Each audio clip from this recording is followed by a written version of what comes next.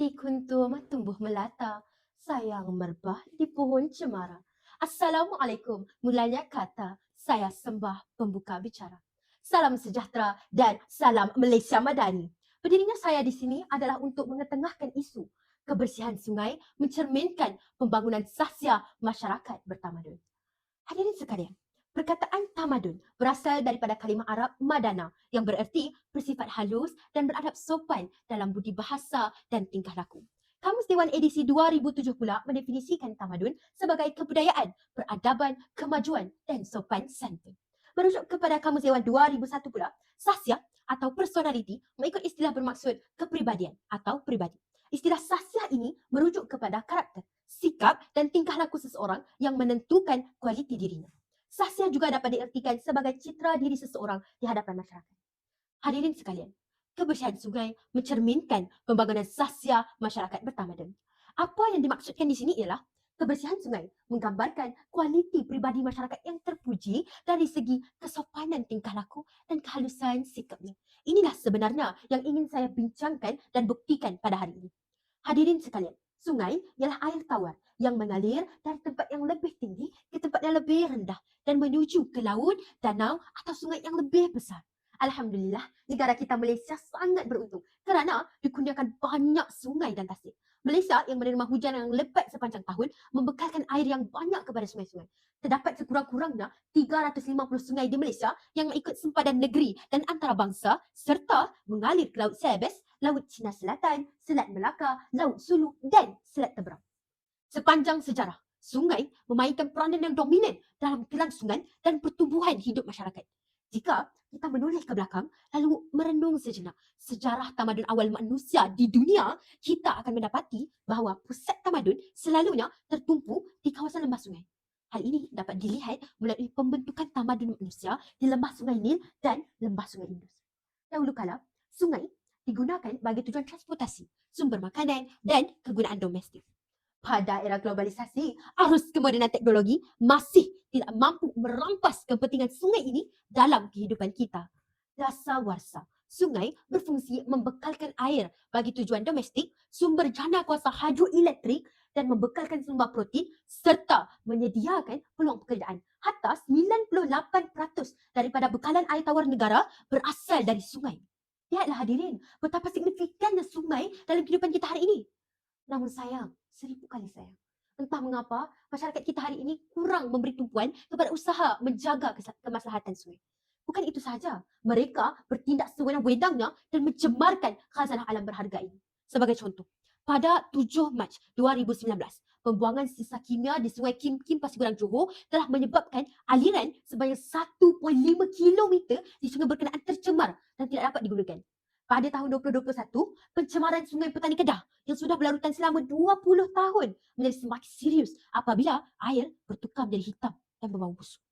Pegawai luar bandar Persatuan Pengguna Pulau Pinang CAP ketika itu, Zulkifli Yusof berkata, pihaknya mendapati sungai tersebut dicemari dengan sampah, air kumbahan dan sisa minyak dari kawasan perumahan, industri, premis perniagaan serta bengkel membajikan rakyat. Hadirin sekalian, tidakkah anda sedar impaknya jika sungai, nadi kehidupan menjadi tercemar dan kotor? Impak yang paling nyata sekali ialah krisis air bersih. Air penting bagi menjalani kehidupan seharian, iaitu sebagai tujuan bekalan air minuman dan kegunaan domestik. Contoh yang boleh dilihat ialah krisis bekalan air di Selangor pada Oktober 2020. Lebih 3 juta pengguna di Kuala Lumpur dan 5 daerah di Selangor terjejas serta terpaksa mencari dan berjimat dengan bekalan air yang terhad. Tidakkah perih hidup sebegitu? Dimensi fakta perdana, pencemaran sungai mengakibatkan kerosakan ekosistem dan penyebaran mikroorganisma yang memudaratkan. Keadaan sungai yang kotor menyebabkan kehidupan akuatik seperti ikan dan udang mengalami kepupusan. Natijahnya, bahan buangan menyebarkan bakteria dan virus yang mengakibatkan penyakit bawaan air seperti sakit perut, cirit birit dan muntah. Dari sudut ekonomi pula, ekonomi negara kita akan jatuh merudum. Pekerjaan dan mata pencarian nelayan akan terjejas kerana kurangnya hasil tangkapan. Secara tidak langsung, ini akan memberi impak yang negatif dalam pengeksportan hasil air tawar ke luar negara. Bukan itu saja, kerajaan juga perlu mengeluarkan kos pembelanjaan yang banyak bagi memulihkan semula sungai. Hadirin sekalian, berbalik kepada soalan yang paling utama. Apakah punca pencemaran sungai? Pertama sekali, budaya dan kebiasaan masyarakat yang suka mengambil lewa dan mementingkan diri. Mereka mengambil jalan mudah, membuang sampah sarap ke dalam sungai. bukan sahaja mengakibatkan pencemaran air, tindakan ini juga mengakibatkan pencemaran bau. Seterusnya, pencemaran sungai berpunca daripada sikap pihak-pihak berkenaan yang tidak bertanggungjawab kerana membuang sisa toksik, sisa kilang dan sisa barangan yang tidak terpakai ke dalam sungai. Dengan ini, air sungai menjadi hitam dan tidak selamat untuk digunakan. Tidak dilupakan, kerja-kerja pembinaan bangunan yang tidak cekap menyebabkan pencemaran sungai. Pembinaan bangunan mengakibatkan berlakunya hakisan tanah. Apabila berlaku hujan lebat, hakisan tanah yang berterusan menyebabkan aliran lumpur yang membawa bahan-bahan hakisan tersebut sebelum dimendapkan ke dalam sungai. Hal ini menyebabkan air sungai berubah warna dari keruh dan kekuningan. Di samping menyebabkan dasar sungai menjadi semakin cetek. Hadirin sekalian, sudah terang lagi bersuluh. Tindakan-tindakan tidak bermoral yang menyebabkan pencemaran sungai pada dasarnya berpunca daripada sikap masyarakat yang mementingkan diri, tidak prihatin dan tidak cekap. Berbanding ini, disiplin ini amatlah tidak menguntungkan mana-mana pihak. Sebaliknya, membawa bahaya yang mampu mengancam kelangsungan hidup kita sendiri. Hadirin sekalian, bagaimana mungkin kita mampu membina tamadun yang hebat, menghidupkan semula kemegahan kerajaan Melayu dahulu kala jika pada umbinya kita tidak mampu memelihara dan menjaga nadi kehidupan kita. Tercemarnya sungai menggambarkan pribadi atau sahsiah masyarakat yang tidak indah, mementingkan diri, tidak amanah, tidak cekap dan tidak bertanggungjawab.